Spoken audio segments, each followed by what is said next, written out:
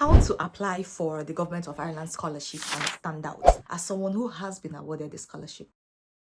Hi guys, my name is Vivian. Welcome to my YouTube channel. This is actually my first video. I'll be telling you all about Government of Ireland scholarship, tips on how to apply for Government of Ireland scholarship, about money, investing, personal development, career. Please subscribe to my channel and I promise to bring more and more tips to you. So the Government of Ireland scholarship actually opens once a year around December and closes around March.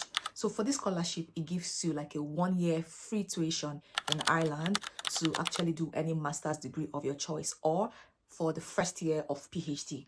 And then it also gives you like 10,000 euro stipend. It enables you to settle in and help cover like some of your expenses to a larger extent while you are studying. So I'll be giving you tips on how to ace this scholarship application. Note, this is actually my personal opinion as a one-time recipient, but it doesn't in any way represent the opinion of the committee awarding the scholarship. So for the scholarship, a total of 100 marks will be assigned.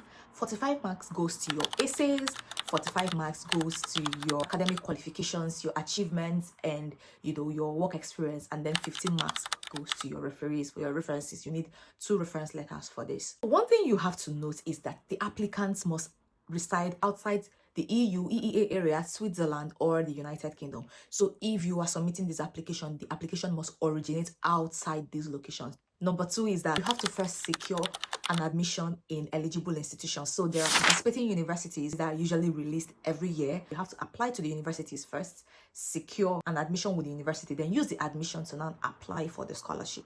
And another thing you have to know is that you can actually apply for more than one scholarship. So apply to as many schools as you want, but you must do separate applications, separate scholarship application for each of the university admissions that you get.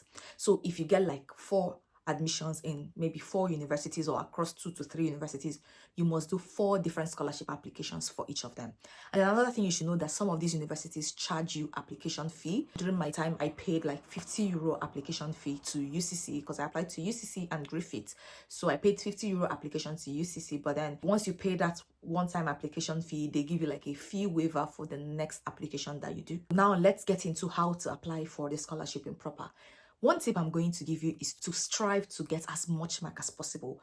The scholarship is graded on a total of 100 marks. There are about like 3 sessions, so you should try to get as much mark as possible from each of the sessions. So the first session is your essay. There are 3 essays you are required to write. I actually have my laptop here, so I'll be reading out the questions from them so I don't like make a mistake. So the first question is, what is the benefit of becoming a Government of Ireland scholar to yourself personally and professionally, to Ireland, and to your country of origin? That is the first question. Here is the place you tell your why.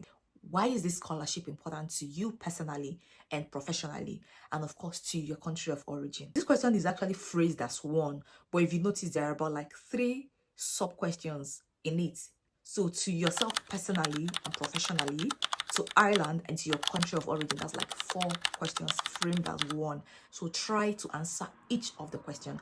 One tip I'll give you is maybe you should consider structuring it in paragraphs in such a way that one paragraph answers one sub question, but then make it flow, because at the end of the day, it's one large question that has different sub questions clumped into one. So make it flow, make it coherent, tell your story, avoid plagiarism.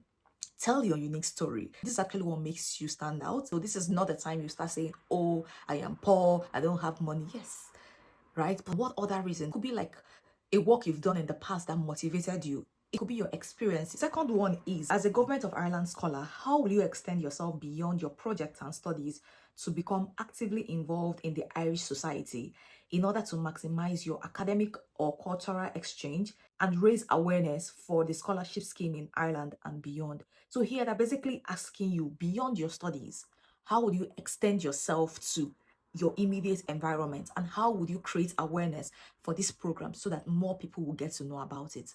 Now, for this part, what I would advise is that you do research. For instance, you apply to UCD, right? Do your research and find out and say, beyond my daily lectures, what else is there in UCD? Where else can I apply myself? Are there communities? Are there societies? Are there organizations that I can volunteer and offer my unique skills? How would they benefit from me? Because they're looking at you not only coming to school in Ireland, they want you to have like a cultural exchange where the society and Ireland as a whole impacts you and then you impact it back. Do you understand what I'm saying? So they don't want you to just be focused on the school. No, they want you to do some extracurricular activities. What would that be? Number two, how would you promote the scholarship for other people to know about it? For instance, I come from Nigeria, right? And a lot of people don't know about the scholarship. So one thing I said was, I'm going to spread word about the scholarship using different social media platforms. Like I would use LinkedIn, I would use TikTok, which I have gone to do. After I got the scholarship, I actually made a post on this on LinkedIn. A lot of people approached me. I know like about 2-3 people that have actually helped review their essays and guide them through the application. I know one person that has gotten the scholarship, and I know 2 people that have made it to the reserve list. This is one of the ways. This is not the only way. It's meant for you to go and research and think deeply and know how you are going to apply yourself to the benefit or for the benefit of the people that are investing in you. The third question is, explain the extent to which you have a long-term interest in Ireland and how you promote links with Ireland during your time as a scholar and following your studies as an alumni. Long-term interest. So beyond the 1 year, 2 years, 3 years, 4 years down the line, what is your long-term interest in Ireland? So these people want to know that you're not just interested in Ireland because you just want to get the scholarship and come and study. No, they want to see, like, after your studies in Ireland, how do you intend to apply yourself in the long run to develop yourself more professionally, and of course to contribute whatever skills you've actually gained to the country. So this is where you have to sit down and think, and that's why I say your story is unique. Apply your background, your bachelor's degree, what you did in your master's. Now combine both. How are you going to apply it? What do you want to do long term? And how do you want to get there? Lay down like a structure that flows and is realistic. Don't tell them that, oh, you want to come and be the president of Ireland when you're not even a citizen. Do you get what I'm saying? The little you can do in your own capacity, what would that be? Right? And make it realistic and time bound. One general tip I'll give you is to stick to the word count. There's a word count that is given you. Please don't exceed that word count for any reason. Stay within the word count, maximize it as much as possible, but don't exceed it. That's number one. Number two, don't plagiarize. Don't copy anybody's essay. You can actually look at people's essay and take inspiration and see how they do it, but your story is unique. Please do not plagiarize. You'll be automatically disqualified. Number three, start early so that you have time to write a good essay and then get people to review it for you. Look for scholars, reach out to people on LinkedIn, ask them to look at your essay. Because sometimes when we write a piece of work, we're like enclosed in a bubble. We think everything we say makes sense. Get someone else to look at it from outside and give you feedback. Number three, if you use any acronym or any jargon, try and explain it, because there is a possibility that somebody that is reading this essay is not in your field. You know, the person might not understand what you're saying. So for instance, if you use any acronym that is not well known, maybe that is just known in your country or in your area or in your field, please explain it so that the person can understand. The second is your academic qualifications, achievements, and work experience. And this is also 45 marks. Now, your academic qualifications, I think that one is pretty straightforward, right? You know what your academic qualifications are. Your achievements, please don't trivialize your achievements, no matter how little it is. If you've been awarded best maybe outstanding students in one thing, please put it there.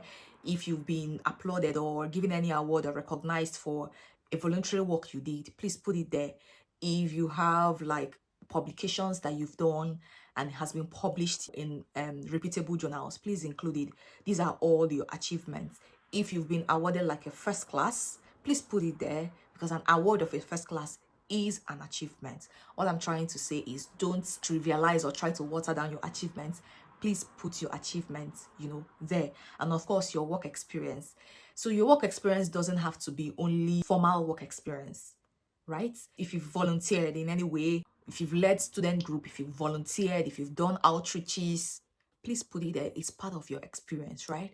And then if you're a professional and you've worked in any capacity, please put it there. So what I would advise is that your experience you are putting should reflect or should build up to what you are applying for in your master's degree. Then lastly, what you need is 2 references, and this will give you like 15 marks. Now, you have 2 references, so please look for 2 people you know you've worked with for a period of time that can vouch for you, that can write solid reference letters for you, because as you can see, it counts to something. So inform your referees early enough. Don't tell them 2 weeks to the deadline. Inform them as soon as the application opens, so that they can have time to, draft something comprehensible for you, something that can speak to you and can speak the work you've done. Maybe they've worked together with you on a project or they supervised you on a project. Please try as much as possible to let them know how important this is to you and to your application, so that they can take out their time and write a very strong, convincing reference letter for you. Now, finally, tailor your essays. If you're doing more than one application, tailor each of them to align with your background, your prospective course, and your school. Please don't write a generic essay and then copy it and paste it across board. You don't want to do that. And then lastly, start early. You need time. You might think you have time. You don't have time. The cycle is only open for 3 months. So you need time because you have to apply to the university first, wait for them to make a decision, get admission before you now start your scholarship application. So please start as early as possible. The application usually opens in December and this is November. Please start gathering any documents you think you need. Your international passports, CVs, university transcripts, any information or any documents you think is relevant for this scholarship, start gathering it so that once the scholarship application opens, you start immediately. You don't really have a lot of time, trust me. So yeah, we've come to an end of this video. If you have any question, I might not be able to touch everything because of want of time, but if you have any question, please drop into the comment section and subscribe to my channel. Share my video with anybody you think that might need it, your family, your friends, your siblings, and yeah, I would see you in my next video.